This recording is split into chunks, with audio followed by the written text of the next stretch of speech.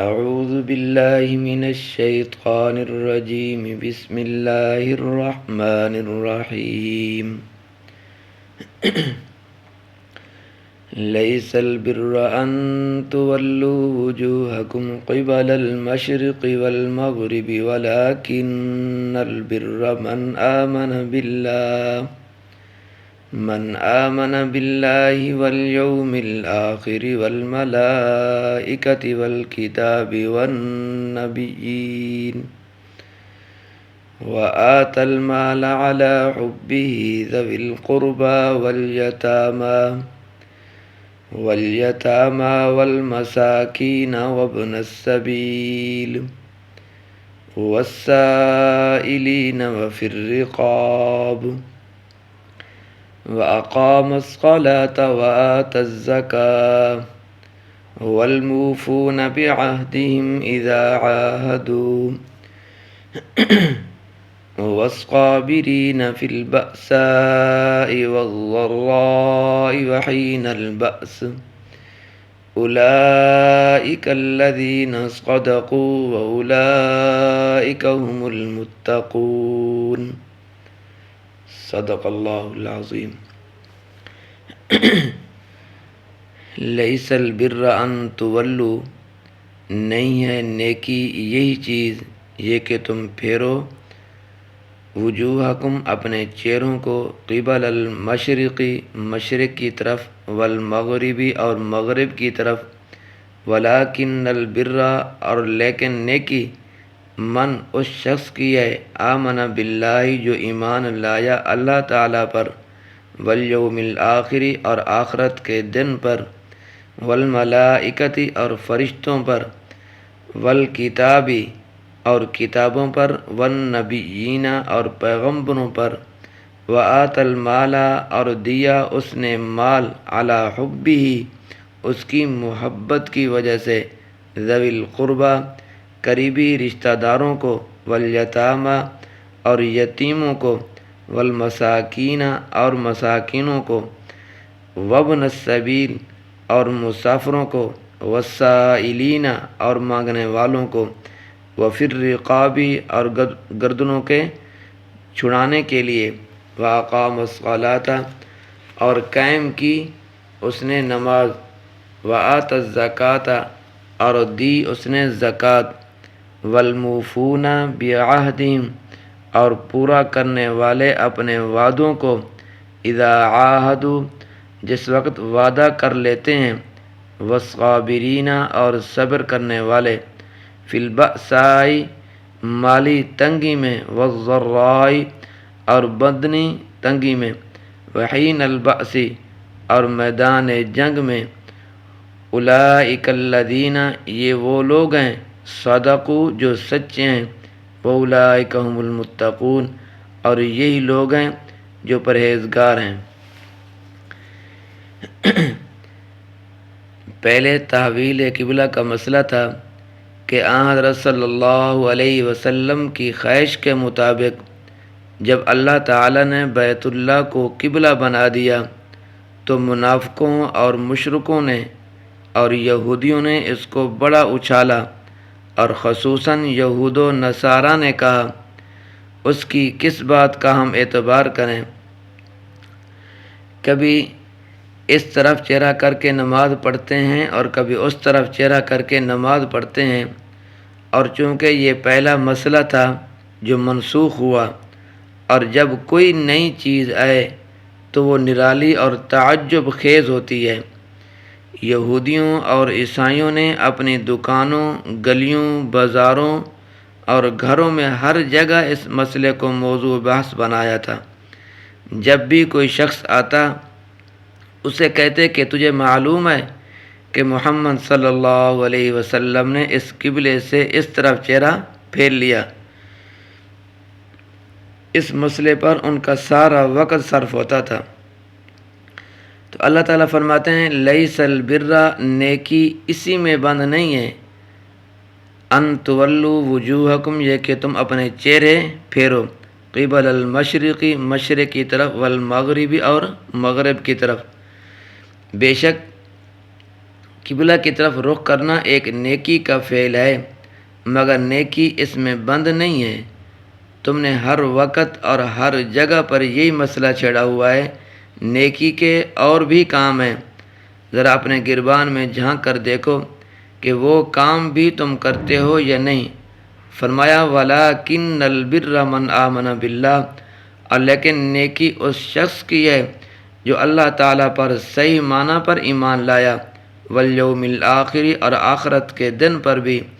ایمان لایا۔ یہودی اور عیسائی ویسے تو کہتے تھے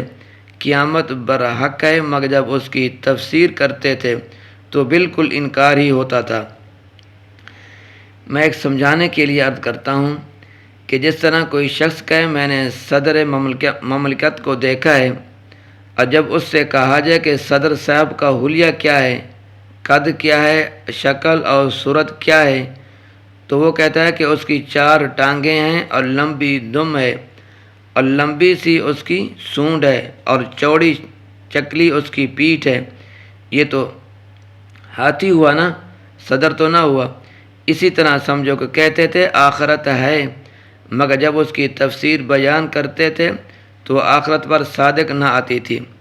یہودی کہتے تھے کہ جنت صرف ہماری جاگیر ہے، صرف ہم جنت میں جائیں گے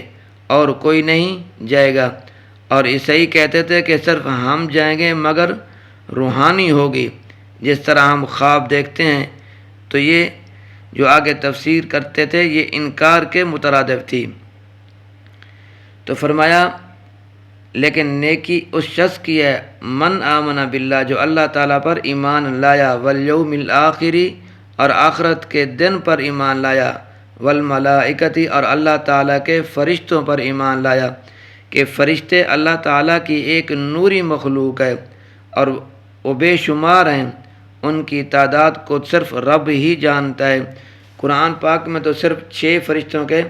نام آتے ہیں، یعنی حضرت جبرائیل علیہ السلام، حضرت میکائیل علیہ السلام، اور حضرت ہاروت علیہ السلام، ماروت علیہ السلام، رعد علیہ السلام، اور مالک علیہ السلام۔ اور اس قدر خدا کی پناہ ہر آدمی کے ساتھ 24 گھنٹوں میں 24 25 فرشتے رہتے ہیں۔ ہمیں کچھ احساس نہیں ہوتا کہ اللہ تعالیٰ کی نورانی مخلوق ہے، وہ نہ کھاتے ہیں اور نہ پیتے ہیں، اور نہ ہی وہ تھکتے ہیں نہ اکتاتے ہیں، جو رب نے حکم دیا ہے اس کی تعمیل کرتے ہیں۔ والکتابی، کتاب میں جو آیا ہوا نا الف لام، یہ جنس کا ہے، اور جنس کتاب یعنی ساری کتابوں کو، ایک کتاب نہیں، یعنی ساری کتابوں کو مانتے ہیں جو بھی اللہ تعالیٰ نے نازل فرمائی ہے، کیونکہ مشہور کتابیں تو 4 ہیں نا، قرآن کریم جو ہمارے سامنے ہے، اس کے بعد تورات ہے، اس کے بعد زبور ہے، پھر انجیل ہے۔ تو ان کے علاوہ کئی صحیفے اور کئی کتابیں ہیں جو اللہ تعالیٰ کی طرف سے نازل ہوئی، اور اللہ تعالیٰ کا احسان ہے، احسان عظیم ہے کہ جس طرح ہمیں اس نے اس چیز کا مکلف نہیں بنایا کہ ہم فرشتوں کی تعداد معلوم کریں یا ان کے نام ہمیں معلوم ہوں۔ ہمارے لیے اتنی ہی بات کافی ہے کہ اللہ تعالیٰ کے جتنے بھی فرشتے ہیں ہمارا سب پر ایمان ہے۔ اسی طرح رب تعالیٰ کا احسان ہے کہ رب تعالیٰ نے ہمیں اس بات کا پابند نہیں فرمایا کہ ساری آسمانی کتابوں کی تفصیل ہمیں معلوم ہو کہ اتنی ہے اور یہ ان کے نام ہیں۔ اجمالی طور پر ہمارے ایمان کے لیے یہ کافی ہے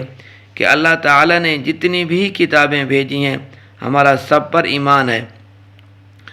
تو اسی طرح والنبیین، اللہ تعالیٰ کے پیغمبروں پر بھی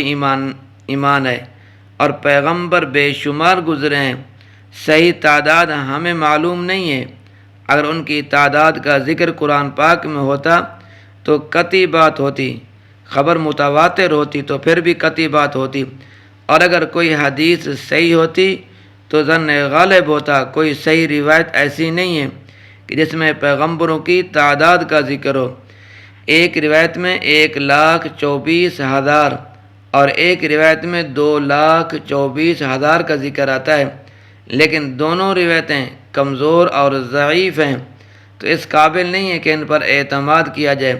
تو اس واسطے اول تو پیغمبروں کی تعداد متعین نہیں کرنی چاہیے، ہو سکتا ہے زیادہ ہوں اور ہو سکتا ہے کم ہوں، اور اگر کبھی 1,24,000 کہے تو ساتھ یہ ضرور کہے کہ یا کم و بیش، یعنی کہ اس سے زائد کم بھی ہو سکتے ہیں، اس سے زیادہ بھی ہو سکتے ہیں۔ جتنے بھی رب نے بھیجے ہیں ہمارا سب پر ایمان ہے۔ 25 پیغمبروں کے نام تو قرآن پاک میں آئے، ان کے علاوہ قرآن پاک میں پیغمبروں کے نام نہیں ہیں۔ تو ہمارے ایمان کے واسطے بس اتنی بات کافی ہے کہ اللہ تعالیٰ کے سب پیغمبروں پر ہمارا ایمان ہے۔ وَآتَ الْمَالَ عَلَىٰ حُبِّهِ، اور وہ شخص جس نے مال دیا اس کی محبت میں۔ یہ جو ہا والی ضمیر ہے نا، یہ کس طرف جاتی ہے؟ یہ بھی کہتے ہیں کہ مال کی طرف جاتی ہے کہ باوجود اس کے کہ مال کی محبت ہے پھر بھی خرچ کرتا ہے۔ اگر یہ ہا والی ضمیر کا مرجع اللہ کو بھی بناتے ہیں اور معنی کرتے ہیں وَآتَ الْمَالَ عَلَىٰ حُبِّ اللَّهِ، کہ اللہ تعالیٰ کی محبت کے واسطے مال خرچ کرتا ہے، نام کے لیے، شہرت کے لیے یا ووٹوں کے لیے تو ساری دنیا خرچ کرتی ہے اور بے حساب رقم خرچ کرتے ہیں، مگر اللہ تعالیٰ کے ہاں معتبر وہ ہے وَآتَ الْمَالَ عَلَىٰ حُبِّهِ، جو مال دیتا ہے رب کی محبت پر۔ اب سوال یہ ہے کہ دے کن لوگوں کو؟ تو فرمایا ذوی القربہ، اپنے قریبی رشتہ داروں کو۔ مطلب یہ ہے کہ اگر قریبی رشتہ دار زکوٰۃ ادا کرنا چاہتا ہے، ان کو خرچ کرنا چاہتا ہے زکوٰۃ کو، اسی طرح عشر کا معاملہ ہے، اسی طرح فطرانے کا مسئلہ ہے، تو ان پر خرچ کرے، اور یہ زہر کرنے کی بھی ضرورت نہیں ہے۔ ان کو یہ نہ کہے لو بھائی یہ زکوٰۃ کے پیسے ہیں، لو بھی یہ عشر کے پیسے ہیں، لو جی یہ فطرانے کے پیسے ہیں۔ جس بھی رشتہ داروں کو یہ خرچ کرنا چاہتا ہے، زکوٰۃ کے پیسے ادا کرنا چاہتا ہے، اپنے دل کے اندر یہ نیت کر لے کہ میں یہ زکوٰۃ کے پیسے ادا کر رہا ہوں، یہ فطرانے کے پیسے میں ادا کر رہا ہوں، یا میں عشر کے پیسے ادا کر رہا ہوں۔ جن کو دے رہا ہے ان کو بتانا ضروری نہیں ہے کہ فلاں چیز کے یہ پیسے ہیں، کیونکہ ہر انسان کے اندر ضمیر نفس موجود ہے۔ اگر اس کا ضمیر کہے گا یار میں اتنا فقیر ہو گیا مجھے زکوٰۃ کے پیسے دے رہا ہے، میں اتنا فقیر ہو گیا مجھے عشر کے پیسے دے رہا ہے، تو اس لیے ان کو نہ بتائے، بغیر بتائے بھی دے دے، تب بھی ان کے یہ صدقہ خیرات، یہ زکوٰۃ کے پیسے، یہ عشر کے پیسے، یہ صدقہ کے پیسے یہ ادا ہو جائیں گے، اللہ تبارک و تعالیٰ قبول فرما لیں گے۔ اللہ تبارک و تعالیٰ میرا اور آپ کا حامی و ناصر ہوں۔